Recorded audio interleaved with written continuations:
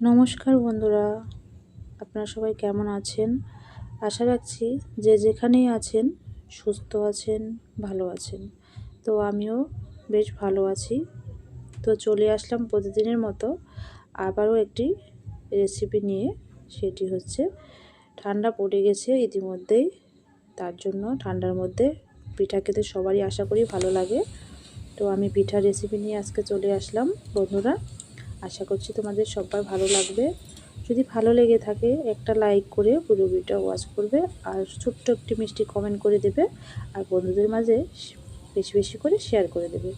তো চলুন বন্ধুরা, দেখা যাক কী করে আমি বাবা পিঠাটা তৈরি করলাম। তো আমি করেছি ছাদের উপরে মাটির উনানে বাবা পিঠা তৈরি করা, দেখাবো আজকে। তো আপনারা ছাদের উপরে যাদের এরকম উনুন আছে বা আপনারা উনুন বানিয়ে বানাতে পারেন। আমিও দেখুন ছাদের উপরে উনুনটা বানিয়েছি। তো আপনাদের কেমন লাগছে একটু কমেন্টে জানাবেন। তো চলুন, দেখুন আমি হাঁড়ি বসিয়ে দিয়েছি, গরমটা জল গরম করার জন্য টকবক করে ফুটছে। এবারে আমি চালগুলো রেডি করে নেব। আগে উনুন হাঁড়ি বসিয়ে দিয়েছি, এর কারণে অনেকটা সময় লাগবে উনুনে গরম হতে। আর এদিকে আমি চালটা মিক্সচারের মধ্যে গুঁড়ো করে নিয়েছি। তো আপনাদের বাড়িতে ঢেঁকি বা অন্য কিছুতে গুঁড়ো করতে পারে বা পাটাতেও করা যায়। তো আমি এখানে 1 কেজি চাল নিয়েছি, তার মধ্যে 1 গ্লাস দুধ নিয়েছি। তো এটা জল দিয়েও করা যেত, কিন্তু দুধ দিলে কি হয়, একটু টেস্টটা ভালো হয়। ওর জন্য আর বেশি জল তো লাগে না, তার জন্য অল্প দুধ দিলেই হয়ে যাবে। তো এখানে দুধ দিয়ে ব্যবহার করছি যেন টেস্টি হয় আর কি, স্বাদটা ভালো আসবে। তো অল্প অল্প করে আগে দিতে হবে, না হলে চালটা কিন্তু নরম হয়ে যাবে, আর সেটা ভালো করে চালনি দিয়ে চালা যাবে না। আর চালে দিয়ে চেলে সুজির মতো করতে হবে এটা।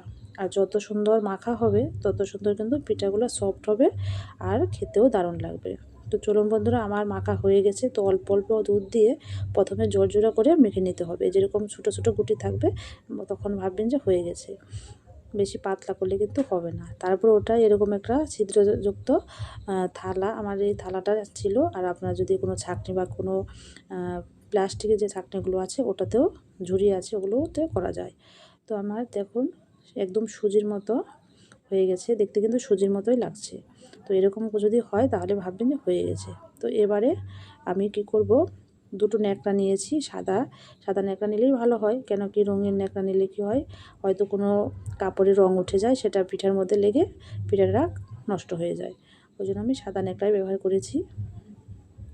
তো যদি সাদা ওড়না থাকে সেটা থেকে কেটে দিতে পারেন, আবার যদি কোনো সাদা কাপড় থাকে সেটাও হতে পারে। তো যাই হোক, চলুন আমার হয়ে গেছে। এবার বাটি সাজিয়ে নেব। তো বাটির মধ্যে আগে প্রথমে কি করব, এই দেখুন কত সুন্দর করে আমি যতগুলো আছে মানে আবারও চেলে নিচ্ছি। কেন 1 কেজি চালের গুঁড়ি করতে হবে, তো ওই জন্য অনেকটা সময় লাগছে। এটা কিন্তু বেশ সময় লাগে, চালনি দিয়ে ছাঁকতে কিন্তু একটু সময় লাগবে। কেন কি ওটা হাতের সাহায্যে চেপে চেপে দিতে হয়, তা না হলে কিন্তু গুঁড়ি যেরকম চালনি দিয়ে ছাঁকি সেরকম কিন্তু হবে না। ওটা হাতের সাহায্যে প্রেস করে করে দিতে হবে, তবে এরকম সুজি আকারে কিন্তু হবে। তো আমার যেহেতু 1 কেজি চালে একটু সময় লেগেছে, তো এটা সময় সাপেক্ষ, সময় নিয়ে ধৈর্য সহকারে ওই চালগুলো বানাতে হবে, মানে সুজির মতো বানাতে হবে আর কি। তো এবার রেডি হয়ে গেল। এবার আমি উনুনে তো বসিয়ে দিয়েছি হাঁড়িটা, দেখলেন। আর চারিদিকে আমি কিন্তু ময়দা দিয়ে হোল্ড করে দিয়েছি যেন হাওয়াটা না বের হয়।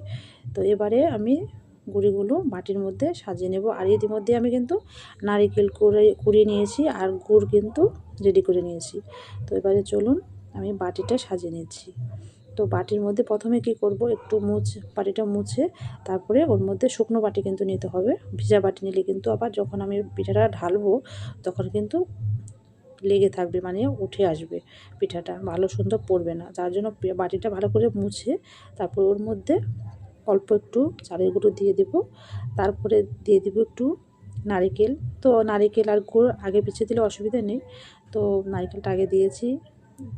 তার মানে যে আপনাদের দিতে হবে সেটা না, মানে একের পর এক দিলেই হবে, অসুবিধা নেই। তারপরে আপনারা যদি চান একটা ছোটো বাটিতে করবেন তাহলে একটা লেয়ার দিলেই হবে। আর আমার যেহেতু একটু বড় বাটি, তার জন্য আমি দুটো লেয়ার দিব। দুটো লেয়ার দিলে কি হবে, গুড় আর নারিকেল চারিপাশ দিয়ে মানে ঠিকঠাক যাবে। আর একটা লেয়ার দিয়ে কিন্তু হতো না, যেহেতু একটু বড় সাইজের বাটি, আমার ঘরে ছোট বাটি ছিল না, ওই জন্য বড় বাটিতেই করলাম। মানে বড় মানে বেশি বড় নয়, বাটি যেরকম হয় আর কি সেরকমই। তো চলুন, হয়ে গেল কমপ্লিট। এবারে আমি কি করব, ওই বললাম সাদা একটা ন্যাকড়া নিয়েছি, ওটা আগে জল দিয়ে ভিজিয়ে রেখেছি, ওটা চিপিয়ে নিয়ে তার মধ্যে ওর উপরে ঢেকে হাঁড়ির মধ্যে দিয়ে দেব। দেখুন দিয়ে দিয়েছি। এবারে দেখুন ইতিমধ্যে কিন্তু হয়েও গেছে, বেশি সময় লাগে না, 5 মিনিট হলেই হয়ে যায়।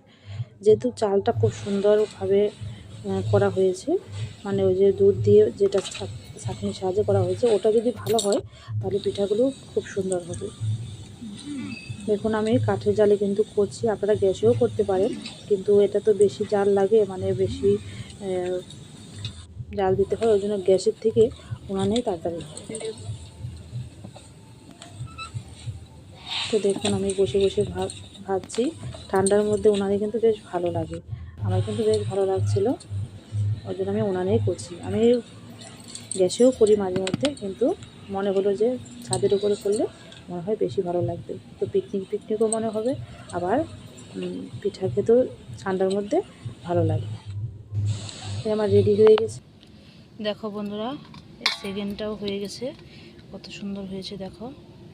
এই দেখো দুটো হয়ে গেল।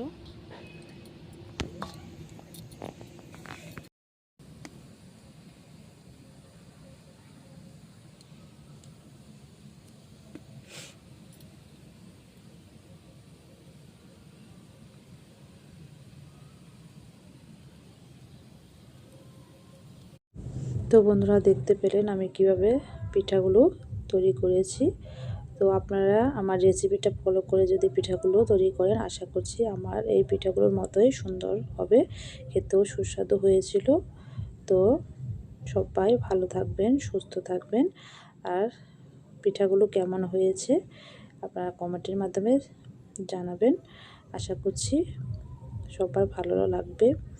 তো চলুন পিঠাগুলো একটু ভেঙে দেখিয়ে দিচ্ছি কতটা সফট হয়েছে, কতটা সুন্দর হয়েছে, আর ভিতরে কতটা লেয়ার দেখা যাচ্ছে, সব কিছুই আপনাদের সাথে শেয়ার করছি।